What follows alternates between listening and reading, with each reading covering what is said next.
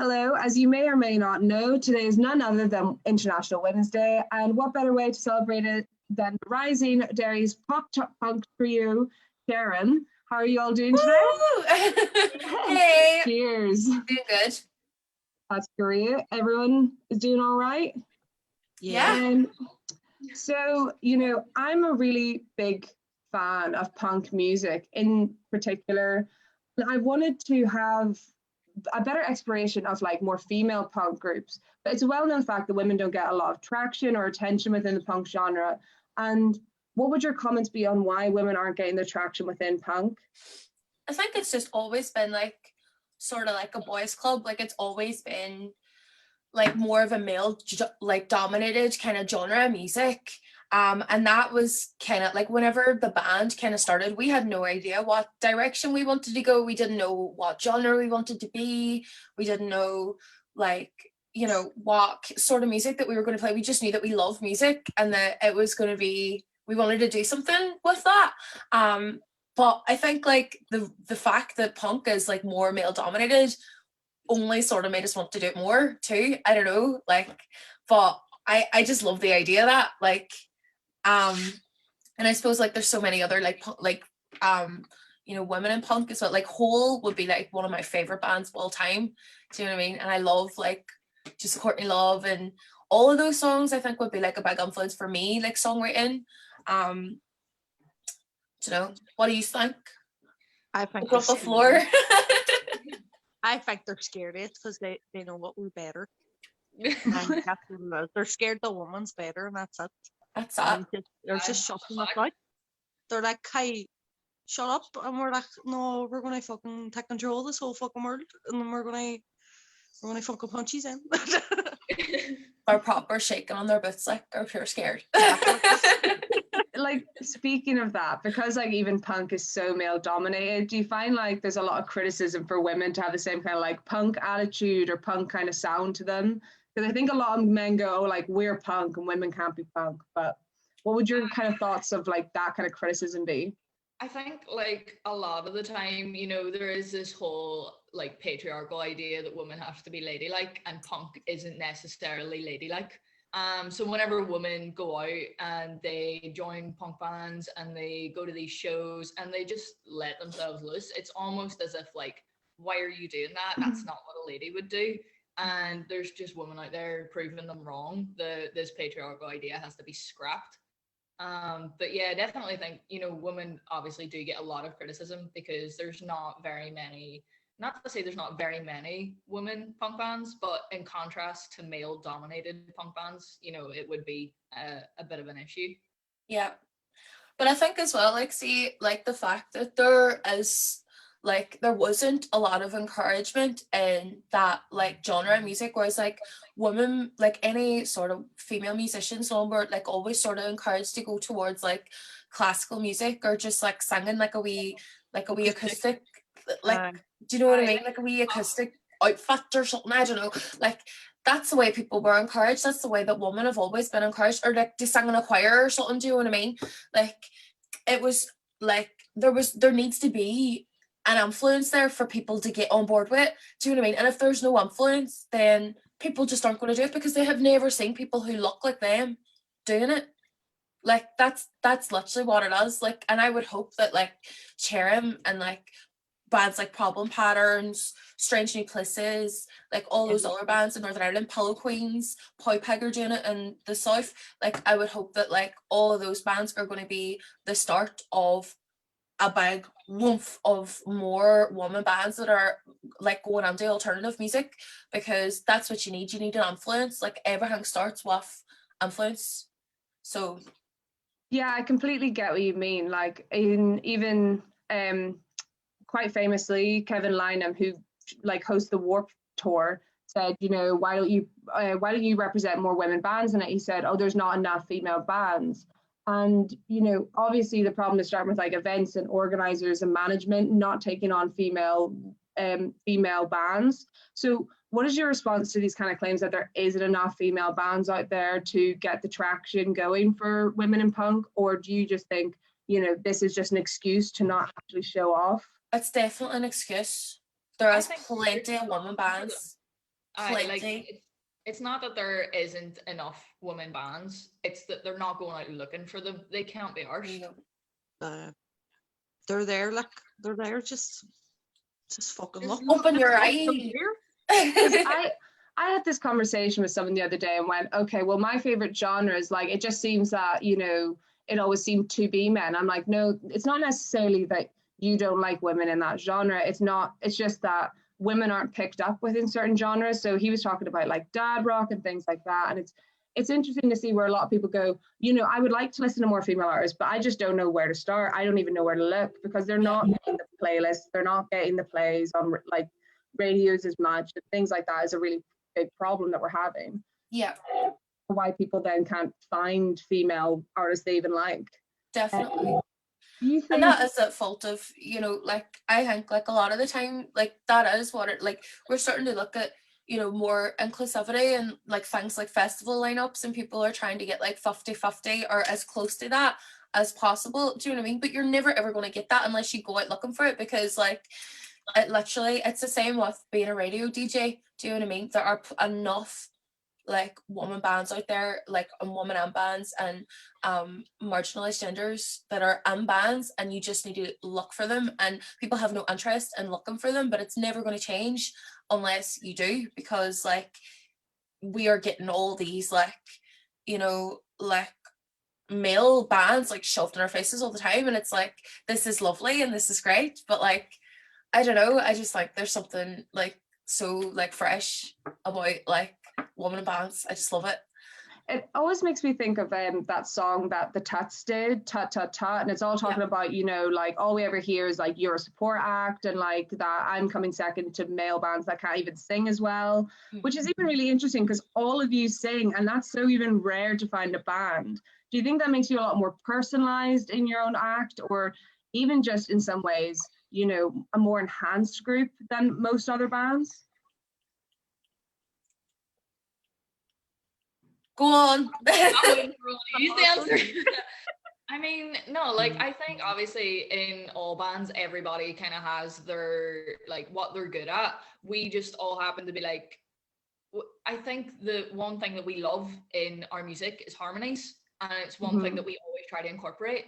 And whenever it comes to singing, you know, like there's always practices where, you know, I'm the drummer, so I rarely sing, and Hannah and Irie are looking at me being like, you're fucking singing this, but like you have to do this harmony. I'm sitting there in the drums going like, yeah, okay. But I think it's like that sort of thing where we do always try to make a song as full as possible and try to incorporate those harmonies. So it's not to say that, you know, we're better than other bands because we can all sing. But it's just the fact that we love to incorporate that, and we're just not like we're Like not that's something from the rest, it's but it's something. something that we like to do that makes us stand out.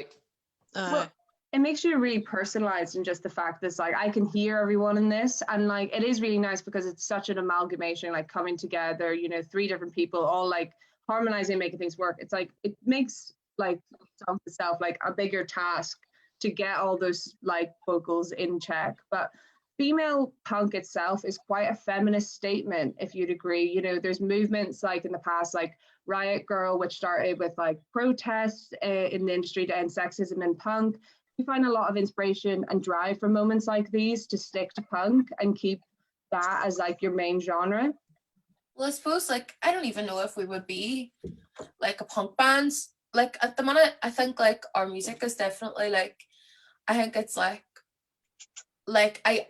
we all have like influences in punk music, but I think like the kind of music that we make is like more like pop rock or something. Do you know what I mean? But like I think like, you know, we probably like there probably was a time whenever we kind of like what it says that we were a punk band, like in a lot of the earlier music and stuff, but like I think the way that it's going is like, you know, I don't even want to put a label on it, because like I feel like you kind of limit yourself whenever there's a genre attached to you. Do you know what I mean? Like we used to play like punk gigs all the time, and like I loved that because we would go and we would play like, you know, more like commercial shows like up here or whatever, and do like, you know, live sessions for BBC Ulster or whatever, and then we would like go down to Dublin and do like put on a pure wacky like punk show. Do you know what I mean? But even like the punks there were like, you aren't a punk band. We were like, I know. Do you know what I mean? But like it was nice to be able to fit in. Like that's what I love about the punk scene is like you can do that. You can fit in because punk isn't really a genre anymore. I think punk is more of like an attitude. It's just like it's a community. Do you know what I mean? And like that's what I love about that scene, and I've always admired that because you'll never get more of a community and music. I think the punk scene, it's so together.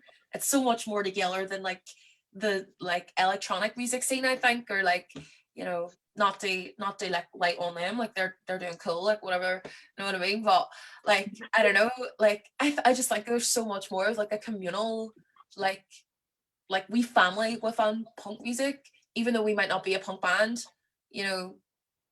I think it's very easy for like even bands with like mainly girls to get like pigeonholed quite easily, where I suppose a lot of male bands are like, oh, we don't really stick to a genre, we're very like this, that and the other, where I feel like maybe it is easy to get like pigeonholed in that kind of area. But punk is very inclusive in the fact that a lot of things can sound like punk. But is this claim coming from the fact that you were told that you sound like Katy Perry that I saw recently? We Jack Saunders like compared us to like Katy Perry, which I am not complaining about either, by the way. I think that's class. Like that first Katy Perry album, that One of the Boys, is like one of my favorite albums of all time. Like it's class. But I love that we can do that though. Like I don't know, I just feel like the music is like diverse enough that we can be Katy Perry if we want to be Katy Perry, but like we can also be like Blink-182 or Rancid or Against Me or any of those, like, do you know what I mean? Like I just love that. But Katy Perry is lethal. What were you saying, Nairi? I was saying no, I don't think it's because your man Jack saying that your man Jack. I don't think it was because of him that we have started to say that we would be more like pop punk, like sort of like more poppy than ever. I just think that's the style, like that's the direction our music's going in. I think we don't know, like we could fucking write to you, like, oh sorry, we could write to you a sketch, and we could like we don't know when it's happening. Like it's just we write a song and we're like, right, that sounds good, but what kind of music is that? What would that come under? And it's just sort of the direction, we're just following that direction of our songwriting. You are a growing band, and it's great to see that you don't feel the need to be like, okay, we need to stick to a certain aesthetic or sound, or create something and be like, well, it's good, but it's not necessarily along the lines we've written before, but we still want to keep it. And I think it shows a lot of you growing as a band and coming into whatever genre you want to end up in or not end up in the same way. And that is a great ideal for a band to keep, especially at such an early age, because no band stays the same. I mean, I take Panic at the Disco as the biggest example, starting from like emo to folk, I don't even know what now. It just shows that, all bands should be able to change and move as like the time goes on. But coming back to these ideals within music, I don't know if you know, but 78% of women working within the music industry have experienced a gender bias when it comes. This came from Berkeley College. So how you as a group experienced much sexism coming through gigs or making music or things like that? Yes. I think a lot of the time it is indirect. Like a lot of it is unintentional, but that's the thing about, patriarchal ideas being ingrained, is people will be sexist and misogynist without even meaning to be sexist or misogynist. Like we had a guy at a gig one time, you know exactly what I'm going to say. He kind of made it very sexual, and we had just finished playing a gig, and the only response he had to our show was, "If I had 3 dicks," and we were like, right. No, and we all just stood there. We were like, we all kind of stood there and we're like, is that like a really backhanded compliment that he just gave us? It was pure weird, like as if we were going to turn around and be like, no, can't wait. Give me 10, I'm packing up. Me too at the back there. It's just just such an odd concept that, you know, so many people have to face it, but it's once again, as you said, so ingrained. But regardless of sexism, it hasn't kept you as a group down. With just releasing Kisses on My Cars during a global pandemic, nonetheless. How did you manage even getting this track out, and what was it like to create, considering all the circumstances surrounding arts and how we've been affected within coronavirus? I think we were really lucky. Like we went and recorded in a place called Veda Studios it's just outside Birmingham. That was in October, just before we went into the second lockdown. Whenever things were starting to look a wee bit better, we were like, oh, let's go over here. So we recorded a few songs. And that was really the first time that we'd kind of, I don't know, I feel like that was the first time that I'd felt productive, like kind of doing something in 2020, because like the year that like literally the most difficult year where we couldn't gig and everything was kind of up in the air. And I think like up until we recorded those songs, I'd sort of felt like we'd lost a year almost. But that like being over there in like such a high-end studio and like coming out with a couple of songs, like I think that like Kisses went really well. It's the first time that we've had a label repping us. So we signed with Alcopop in February. We had like a full PR team that was so weird to us, like an actual like radio plugger and like somebody that like pitches to blogs and magazines. Like, what is that about? Do you know what I mean? We've never had that before. We've always just done it ourselves. So that was really exciting, working with other people for the first time. I don't know, I loved it. And considering you just brought this up, but we all know that you've got signed as a group to Alcopop, but overall we know that women are really unrepresented within the music industry as a whole, with only 19% within the UK being signed to a record label. What is the problem stopping it? I know we've already went over, you know, people aren't just looking for bands, but considering your own record deal, how does this make you feel as a group as well?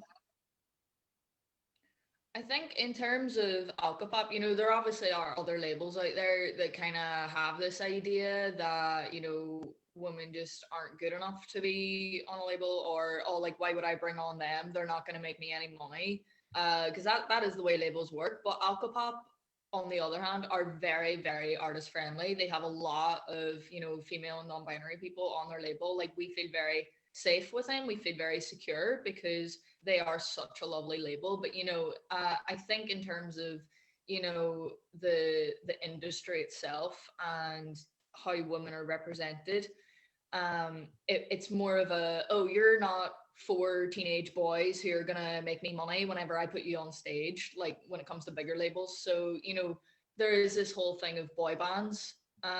You know, if you look at how big 5 Seconds of Summer are and One Direction, obviously they were just put on the stage and, oh, like, your fan base is going to be teenage girls and you're going to make me loads of money. So whenever it comes to, you know, girl bands, they don't really have a certain like audience to project that to, so they don't know if they're going to make any money from that. And I think that is one of the main problems, is they're not bringing the artists on because the artists are good. They're simply not doing it because they don't know what fan base they're going to get. They don't know how they're going to make their money, because they can easily put teenage boys on a stage and go, get me money from those teenage girls. There's always a thing too about girls, like they always say, like I always hear like boys saying, oh, women are so hormonal and all, and because we have periods and all, like we're just hard to work with and stuff like this. It's not, we're not hard to work with. Everybody has hormones, like you're hard to work with. You're hard to work with. Well, considering the leading like endorphins, testosterone during any woman's period, it actually shows that maybe men is actually more the problem with their hormones. Yeah, exactly. I mean, there is countless men that were just incredibly hard to work with, yet people have continued to work with them just because they valued them over women when it comes to putting in the work, which I think is quite shameful, considering, you know, men have been given chances and chances again and again and again, but, you know, one woman gets told that they're hard to work with, and it's, you know, it's almost game over in that sense, which is a lot of what you're saying. But even Back to Kisses on my part, it was an amazing song. It was pop, dance in your room on Valentine's, even if not on Valentine's, just enjoying absolutely every moment of it. It maybe made it onto BBC Radio 1 and also and with it, you also gave news of your record deal with Alcopop. So what is next for CHERYM? Now that you've got the record deal, you've got all these opportunities ahead of you with BBC Radio 1, like new plays and everything. What is like the next step after Kisses? Who's asking? I've got someone who does their own writing in the back, needing some new ideas for songs. So I think what's next is just keeping like releasing more music. You know, like there's not really much you can do in a pandemic. You know, we can't gig, we can't go out, we can't really show people who we are on a live stage. So I think, you know, in terms of music, just keep evolving and keep growing and keep releasing more and more stuff and just building that fan base and just doing what we love. And keeping safe too until we can come back to the stage. And always wear a mask. do you think that good lessons at least, but well, you know, we've been told that it may end around summer and it may end somewhere else and furlough's been extended and who actually knows when it ends, but when it ends, are we getting gigs? Are we getting a tour maybe? Is there any chance or possibility or even like inkling that could happen? No, we're just going to break up. The band's going to dissolve. No, what we do, we have a plan for the end of this year with another band called Cheerleaders from the UK, who are our label buddies. So we're hoping to do a wee tour around the UK, but like we don't know, do you know what I mean? Everything's still very up in the air depending on what the government want to do. We are just gonna go with that, do you know what I mean? Yeah, you don't want to, you know, be where the position of a lot of artists are now, that they already had tours and stuff out and they're like, okay, I have to cancel and then I'll postpone, and then exactly to that date and they're like, oh, I'm gonna have to cancel it again and postpone. Like, you don't want to be there. So no promises, but maybe big plans, something to look out for when it's all done and like gone. Your first release from Kisses was Mouth Breathers. How do you feel like you've developed your style as a band since then? Because as you said, like a lot less maybe punky, but other things like it's other like developments. How do you feel like you've furthered your music since? I think like, see, just well, we've a new drummer. I'm only joking, but that like I think like the influence of music has changed. Like we all, like obviously Alana contributes a lot to that too. Do you know what I mean? Like we all have different music like sort of influences, and we all listen to different stuff and we all write very differently.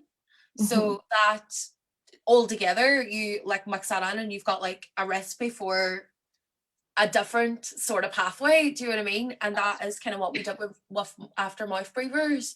Like I don't know, like the songs that we were recording whenever we were away in the studio like are totally different again, probably from Abigail and Weird Ones, you know. So those will be the next ones to release. Maybe, well, another one will be coming out soon, May maybe. But I like it's just really different. Like we're all kind of just evolving with our writing styles and just growing as like people, and the music sort of progresses along with that as well, and we're still trying to like find out like a lot about ourselves, and you know what you fall into like a writing style, you fall into like a certain writing style, and we're still figuring that out, do you know what I mean? So it's definitely evolved. Back to your question. It's great to know that you are, you know, that you are still developing, and you know that there's so much more ahead, that you know that you haven't reached the peak yet almost, so it's still nice to know all that. So here's a question we had submitted by a fan, but do you feel a responsibility to represent women in music, especially because so many female artists can be clumped together in a genre in Northern Ireland instead of, you know, having their own kind of standout set genres? They're kind of amalgamated into each other instead of, you know, having the same recognition that you used to. Do you feel like you have a responsibility to show off and not show off, but be ahead and, you know, pave a new kind of way for girls to be more recognized? I think that like no matter like what we do, even if CHERYM isn't even a thing anymore, that we'll always try to pave the way for women in the music industry. Yep. And try to create a safe space for them to make it better, so that, like, you know, that there's not this like male dominated industry, so that it's like 50-50 or even more. But like, girls rock, like, and like, I don't understand you know, why this isn't a thing already, but we'll do like whatever we can to, you know, to make sure that happens, like to make sure that there's always going to be, you know, what would you say, Hannah? Like representation. Representation. I definitely think there's like our goal at the minute is kind of like, especially on platforms like TikTok, is to create a safe space for women and non-binary people in the music industry, and that they don't feel like they are judged for what they're doing, and that they can just be themselves and write their music. And, you know, kind of, we don't even want to be there and be like, oh, here, we'll pave the way for you, but like, we are like, we're the same, we're one and the same, you know, we're all trying to help each other, we're all trying to kind of make a bigger space for us all. And I think that's important, is that, you know, like, I don't think anyone in particular would be taking the lead in that, but everyone is just in the same situation trying to help each other out, and I think that we're very involved in that. Definitely. I think, like, as far as like trying to influence, like, you know, younger girls and just queers as well, just queer people, I think like we were once that, and we kind of didn't really know what we wanted to do. We all kind of had an interest in music, and we just, as I say, whenever the band started, we didn't really know the direction that we wanted it to go. We just knew that we were all very similar and had a very similar outlook on life, and just wanted to obviously give a bit of representation to people who were like us and who look like us, because that was something that we'd never really seen before. Like, I like, even in growing up in the town that we're from as well, in Derry, like, it was always just sort of like a boys' club, and you never seen any. I mean, there was like the odd like band with a woman in it, like Making Monsters was like a huge influence to us as well whenever we were kind of growing up, but they were a huge influence because it was like they were lethal, but also it was like the only band with like a woman singer, and I was like, this is exactly what we need. Do you know what I mean? We need more representation like this. But I think, like, you know, if you're not seeing people who look like you, who are women, or who are maybe gay or black, or, you know, like, then you sort of fall behind in that, and you're like, is there a place for me here?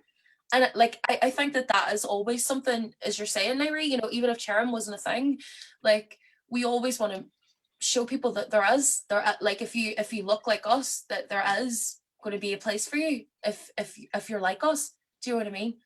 I mean, that was my next question, saying, you know, are women being discouraged, not inspired to pursue, you know, music? And like, as you said, there isn't enough examples sitting out there at the verge of popularity, being like, oh, we are women and we are together. And like, as you said, like, Black women can be massively underrepresented. And as you said, like, Alana, with TikTok, you know, it's creating that community and support, saying, you know, if you want to do this, you can do this. We're all here together, and having that almost bond between women, going, yes, it'll be hard, but we're all here together to do it. And it's a great message you're setting out as a group, saying, you know, you don't have to limit yourself just because, like, necessarily even to an acoustic set, just because it's what is done usually. It's, you can branch out and you can keep reliving and experiencing and making new progress within music for women. And it's great to see a band so young but so on the ball with that kind of idea and message. So because of the lack of inspirations, I just want to hear from like about 3 examples from all 3 of you of your female inspirations personally, whether it's specific to your instrument, whether it's just a band. I know we've generally talked about it, but these are all going to get a chance to shout out someone. Who wants to go first? Are we talking international, like, or just any? Anyone in general, and just any female like inspirations that have set you up on the track that you're on now. Will we give 3 each? Yeah, 3 each. Right, okay. So I'll start. So mine's would be Hole. I was talking about them before. I'm obsessed with Courtney Love. Like, I think that she was given a really bad rep. And I think that she was given a really bad rep because she's a woman, and she was a woman doing that kind of music. Like, you know, like, it's so weird. Like, people are like, oh, like she like, you know, Hole like rode off the back of Nirvana's success, but Hole already had like 2 studio albums out before Nirvana even had their first out. Do you know what I mean? But people just, they have this like indoctrinated on their heads that like that's just a woman, that like she is always going to be forever and always like Kurt Cobain's wife, and like she is like totally dismantling that stereotype and always has. And that's just, I love Hole, and I love their music as well. But like so the other one would be Charlie Bliss. I'm just like a massive fan of that band. Like, they're literally like the bane of my existence. Their album Guppy, like, if anybody's listening, check it out if you haven't already. And Tancred, Jess Abbott's band. So she used to play in a band called Now Now, but she now kind of works off her own solo project. Who are amazing, literally like just the bane of my like everything. But 3 amazing bands with women in them that could be getting played on radio. Well, I think growing up, like, one of the bands I always listened to and I was obsessed with is Paramore. And I think my first like female inspiration was Hayley Williams. Like, just her entire persona, like her vocal range as well, for one. She is just an amazing example. Like, whenever I was like listening to Kerrang and Scuzz and all these like metal channels and rock channels and stuff, she was like one of the only women who, you know, were kind of represented in that. A second one would be, you're going to laugh at me for this, but I love Gwen Stefani. I grew up listening to No Doubt. I grew up listening to Gwen Stefani. Like, she is one of my ma's favorite artists, and you know, she's cool. I just like, she has that personality that is just like, I'm here, I don't give a fuck what you think. Like, that type of, she definitely is that type of persona. At the end of the day, she is Gwen Stefani. She probably does have that personality, just because even if you haven't listened to it, everyone knows the name Gwen Stefani somehow, somewhere. Third one? The third one, there would be a band called Arch Enemy, and their singer, Angela, I can't pronounce her second name. They are a metal band, and she doesn't even sing. She screams. And like, they are one of my favorite metal bands ever, just simply because, you know, it was my first time ever hearing like a metal band that deep who had female representation. You know, all the other metal bands I listened to, like Slipknot, Avenged Sevenfold, like, you know, Machine Head, all these other bands just had like, you know, very manly men. And she was the first person who I was like, hold on a wee minute, you can do that as well. And I was stunned by that. And, you know, I loved seeing it. Any for 3 inspirations from you, Nari? I want to say Tegan and Sarah for my first one.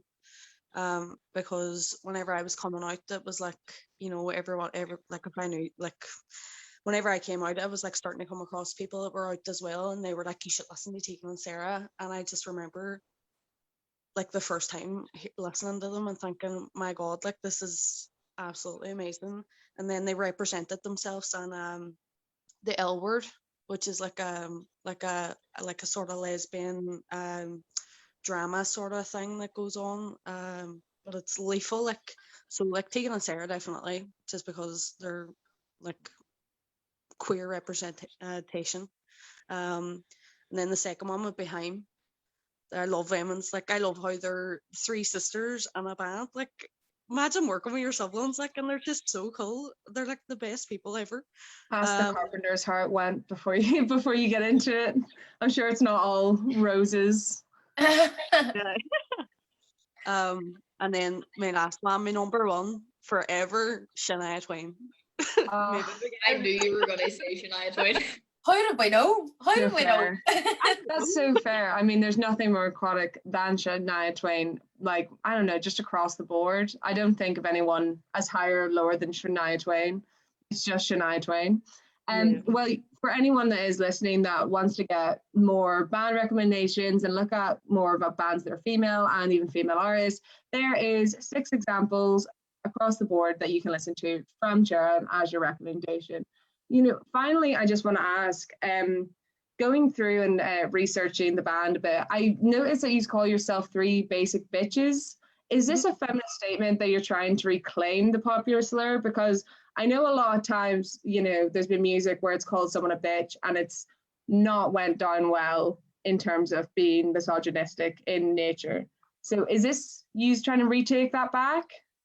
I mean, I don't even think we thought of it as like reclaiming a slur. It was just kind of like 3 basic bitches. Like it's that saying of like, oh, you're a basic bitch. We were just like, I were 3 basic bitches, like whatever. We were just kind of like taking it as it is, and you know, kind of not taking offense to that. And I suppose that is kind of in a sense reclaiming the word, but we just kind of say that like in a sense where, you know, it is just such a common phrase now that we were like, oh, sure, we may as well. What's the harm on it? Like, you know, especially if it's not men saying it and it's us. I suppose like if it's directed towards women and we're saying it right back, like that's all well and good with us.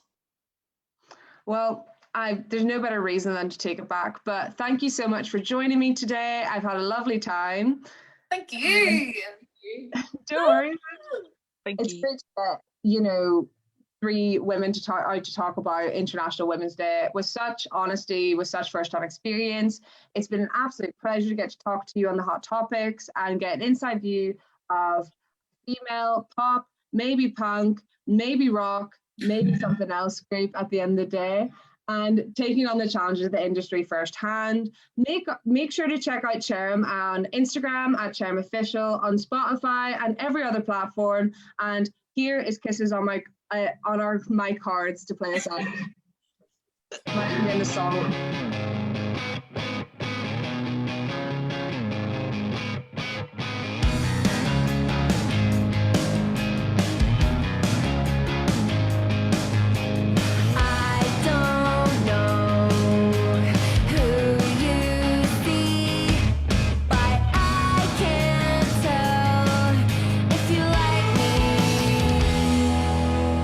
Scared to try in case I